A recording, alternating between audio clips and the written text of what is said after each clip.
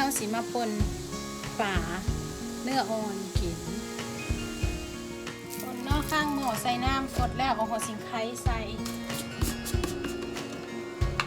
เลมอนกราสand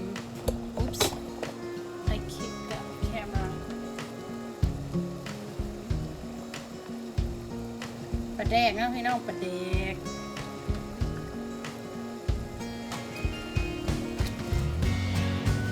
น้ำปลาแดกลงไปเลย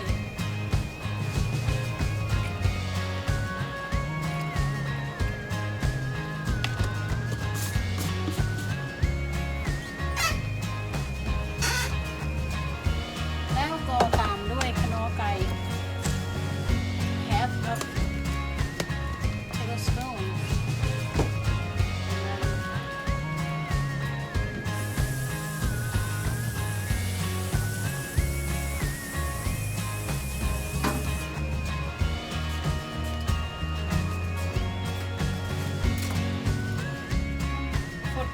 ก็เอาหลังจากเอาอัน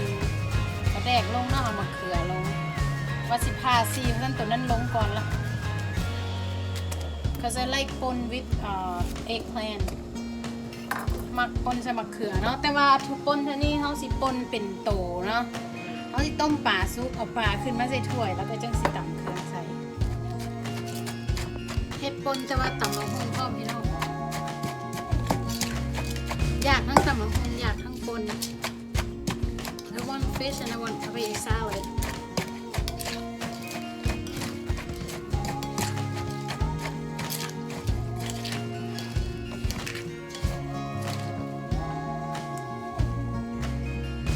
Sad mood.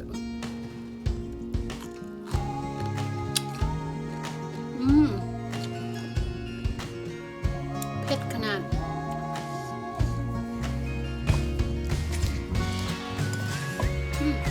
เดี๋ยวหน่อยนะหลังจากที่ปลาให้สุกแล้วเนาะอันนี้แม่นหอมจีเคยสิเห็ดปนแดงแล้วเคยจะเห็ดแจ่วกับเห็ดน้ำตำปนนิดนึงเพื่อระยะมันเผ็ดเจ็บ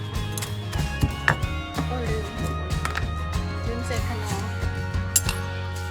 ผู้ใดบ่กินขนมผู้ใดกินแป้งนัวก็ใส่ไปเลยตามใจเนาะแป้งนัว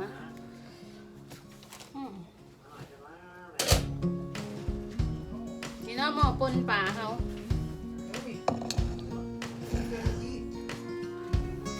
เดี๋ยวเขาสิปนเป็นโถตำอันนี้กันตำมะเขือกันหลังจากเขาตำมะเขือแรกแล้วเอามะเขือใส่เพราะว่าค่อยมักปนมะเขือเนาะเอาเฮียได้ธาตุวิตามินเลยนี่น้ำหนักขึ้นเขาเด้อ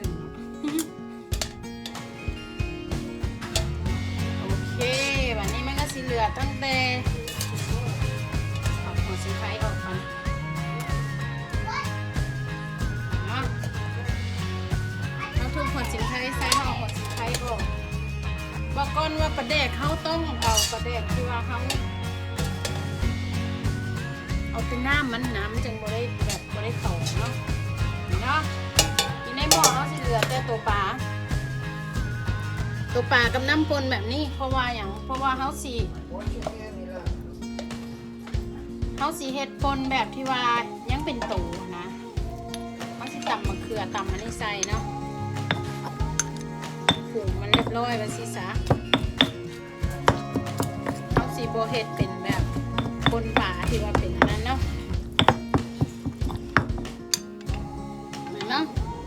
เขาตำมะเขือตำมะเขือแล้วเขาก็เทลงใส่ในหม้ออันคืนนี่เป็นการปนปลาแบบเป็นโตแล้วเขาก็จัดการเอาหอมโหย